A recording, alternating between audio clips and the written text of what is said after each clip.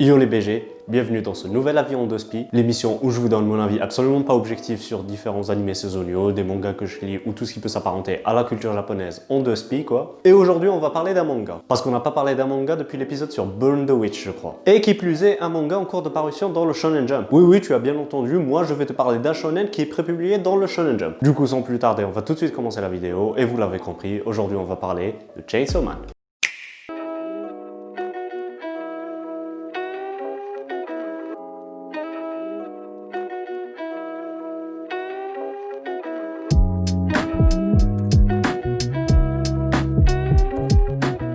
Bon, en gros, Chainsaw Man est un manga prépublié dans le Weekly Shonen Jump, écrit et dessiné par Tatsuki Fujimoto, et on est à 94 ou 95 chapitres de l'histoire à l'heure où je vous parle. Et on est également plongé dans l'arc final de la série. Bon, je vais pas te pondre un résumé de ce qu'est l'histoire, d'où ça vient, de quoi ça parle et tout. On garde ça pour le gros épisode Shinkansen sur Chainsaw Man que je ferai quand le manga sera terminé et qu'il y aura l'anime, dans un an et demi maximum. Aujourd'hui, c'est un avis en 2spi et du coup, c'est tout simplement mon ressenti vis-à-vis de l'œuvre. Et je vais pas te le cacher, c'est juste une tuerie monumentale dans tous les sens du terme. Je déconne même pas, il est complètement fou ce manga. D'ailleurs, je me souviens pas avoir accroché à ce point-là à un shonen depuis plusieurs années, parce que je suppose que tu le sais déjà, mais j'ai beaucoup de mal avec les shonen de baston ces derniers temps. Mais ce qui fait de Chainsaw Man un manga différent, c'est qu'il n'a littéralement rien à voir avec le reste des shonen. Tout ce qui compose ce manga est littéralement un contresens des codes neketsuesques utilisés dans 90% des shonen populaires de ces dernières années. On est plongé dans un univers apocalyptique au sens propre du terme, où la violence est omniprésente et c'est très gore par moment. D'ailleurs, ça me pousse énormément à me demander comment ce truc-là a pu finir dans le Shonen Jump. Parce que ça n'a littéralement rien à voir avec l'univers cocooning de viens on devient des héros et on va rendre tout le monde heureux du slice of life de Naruto là dont j'ai oublié le nom. Dans l'univers de Chainsaw Man, personne n'est en sécurité et ça se répercute énormément sur nos personnages qui sont tous sauf sains mentalement.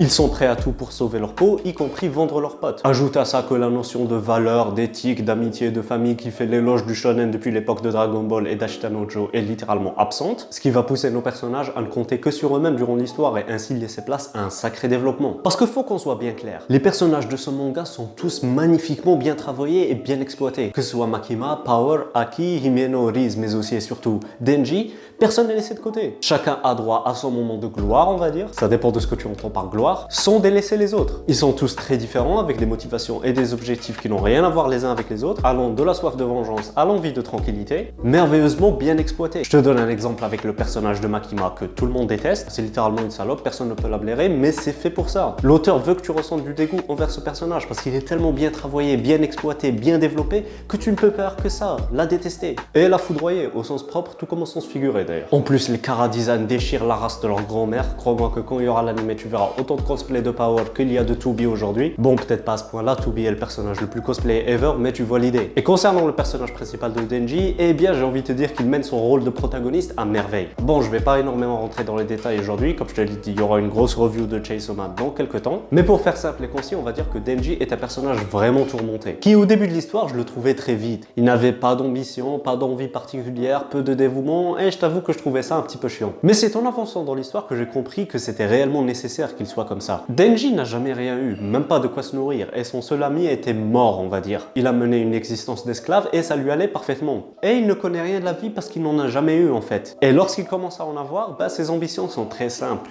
Partir en date, peloter des nibards, etc. Chose qui, quand il le fait, il replonge dans sa vie tant il n'a pas d'envie particulière. Au fur et à mesure du temps, il commence à se poser des interrogations franchement sérieuses, comme l'impact des morts de ses camarades qui ne l'affectent pas plus que ça, et il commence à se demander si c'est réellement un souci en soi. Ou juste tout simplement son rôle à jouer dans l'histoire, tant il a réellement les moyens de changer les choses, mais il n'en tirera rien de particulier, donc est-ce que ça en vaut le coup? Et je trouve qu'il incarne parfaitement le rôle de l'anti-héros du shonen, sans tomber dans le Dark Sasuke classique comme il y en a des milliards. Dédicace à toi, Eren. Denji est juste un gars ignorant qui ne sait pas ce qu'il faut faire et ce qu'il ne faut pas faire. Mais crois-moi que quand il commence à prendre conscience de l'importance des petites choses de la vie, ça devient tout simplement épique. Tout à l'heure, je t'évoquais la folie de l'œuvre. Eh bien, c'est quelque chose qui est accentué par les décisions complètement imprévisibles de l'auteur. C'était déjà le cas dans son précédent manga, Fire Punch, où littéralement il prenait les décisions les plus inattendues au moment les plus improbables. D'ailleurs, si c'est pas déjà fait, je vous conseille énormément de lire Fire Punch. Ce truc, c'était une claque monumentale et qui avait une fin très questionnable, on va dire. Et pour en revenir à Chainsaw Man, eh bien cette imprévisibilité, elle elle est caractérisée par le fait que l'auteur tue énormément ses personnages. Bon, tuer les personnages, c'est un petit peu une arme à double tranchant, j'ai envie de te dire. Parce que soit ça peut rendre l'œuvre encore plus épique en poussant les différents spectateurs à chérir le temps passé avec le personnage, c'était le cas dans Jojo, soit ça peut pousser les fans à se désintéresser de l'œuvre et des différents protagonistes tant on sait qu'ils vont crever. C'était le cas dans Akame ga Kill, mais aussi dans Psycho Pass saison 2. Oui, je sais, Kogami il est pas mort, mais il était pas là, donc ça revient au même. Et alors où je vous parle dans Chainsaw Man, c'est extrêmement bien foutu. Ça m'a littéralement détruit émotionnellement ce qui s'est passé aux alentours du chapitre 80-85. Et je crois que j'étais pas le seul, vu qu'après ce chapitre-là, Chainsaw Man était en TT Monde. D'ailleurs, le dernier épisode de la saison 3 d'Oregairo, lui aussi était en TT Monde après sa diffusion, mais ça c'est juste pour ma fierté personnelle. Et j'espère très sincèrement que Fujimoto va continuer sur cette lancée qui est tout simplement incroyable. D'ailleurs, le manga jouit d'une popularité tout simplement monstrueuse alors qu'on est simplement au stade de manga. Alors je te laisse imaginer ce que ça va donner quand il y aura l'animé. En ce moment, on parle d'une adaptation en animé l'année prochaine produite par Studio Mappa, et c'est clairement dans les cordes de Mappa ce genre de monde complètement chaotique. Et je sais qu'ils ont les moyens de nous pondre un truc du turfu, même si j'aurais franchement préféré Ufotable pour les fights incroyables, mais ils sont trop occupés à faire une énième adaptation de Fate. Sur ce, voilà qui conclut ce petit avis en 2 spi, j'espère qu'il vous aura plu. N'hésitez pas à me laisser vos impressions en commentaire, que ce soit sur la vidéo en elle-même ou bien sur Chainsaw Man, et si ce n'est pas déjà fait, allez le lire. N'hésitez pas à liker, partager la vidéo, tout vous abonner, tout ça vous connaissez. Et puis moi je vous dis à bientôt, prenez soin de vous, protégez-vous, sortez couverts, et puis